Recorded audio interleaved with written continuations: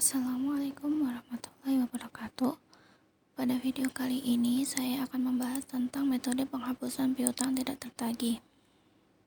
Terdapat dua metode dalam penghapusan piutang.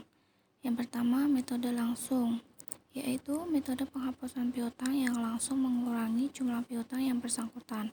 Yang kedua, metode tidak langsung atau metode cadangan, yaitu metode pencatatan kerugian piutang tak tertagih dan secara tidak langsung mengurangi piutang yang bersangkutan, tetapi dicatat dalam satu rekening, yaitu rekening cadangan kerugian piutang. Sedangkan perbedaan pencatatan metode langsung dan tidak langsung adalah: yang pertama, dilihat dari transaksi kerugian piutang tak tertagih. Untuk metode langsung dicatat dalam periode penerimaan piutang, sedangkan untuk metode tidak langsung dicatat berdasarkan taksiran melalui zona penyesuaian. Zonanya adalah debit kerugian piutang dan kredit cadangan kerugian piutang. Transaksi setiap penghapusan piutang. Metode langsung dicatat dengan mendebit beban kerugian piutang dan mengkredit piutang dagang. Metode tidak langsung dicatat dengan mendebit cadangan kerugian piutang dan mengkredit piutang dagang.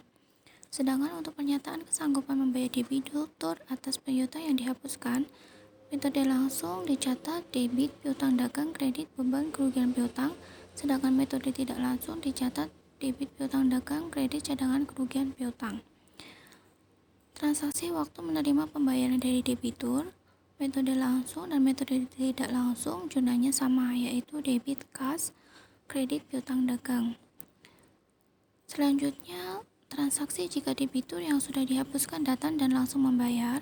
Untuk metode langsung dicatat dengan mendebit kas dan mengkredit beban kerugian piutang, sedangkan metode tidak langsung dicatat dengan mendebit kas dan mengkredit cadangan kerugian piutang.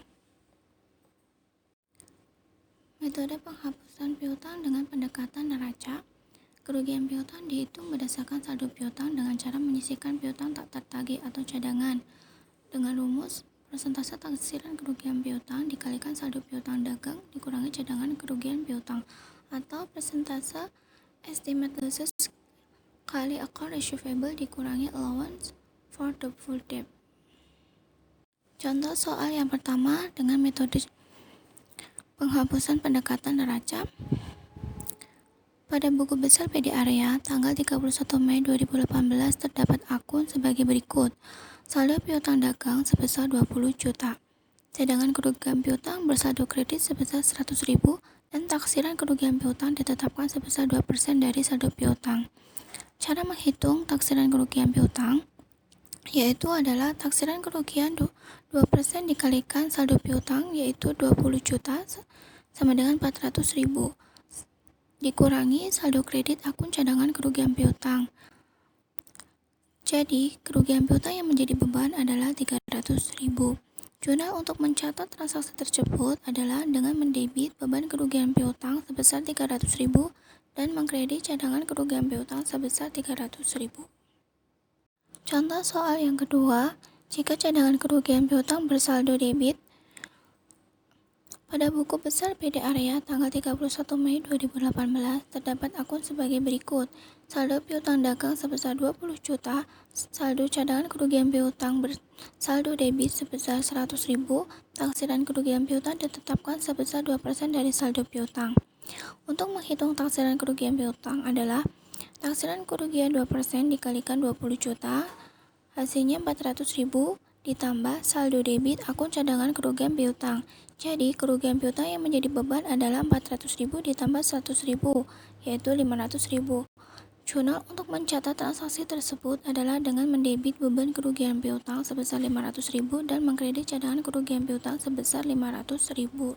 Metode penghapusan piutang dengan pendekatan rugi laba, yaitu kerugian piutang dihitung berdasarkan persentase tertentu dari saldo penjualan. Rumusnya adalah persentase taksiran kerugian piutang dikalikan jumlah penjualan atau biasa disebut sales.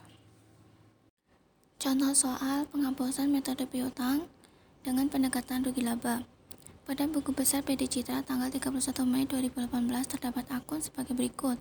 Saldo piutang dagang sebesar 20 juta, saldo cadangan kerugian piutang bersaldo kredit sebesar 100.000 dan saldo penjualan sebesar 40 juta.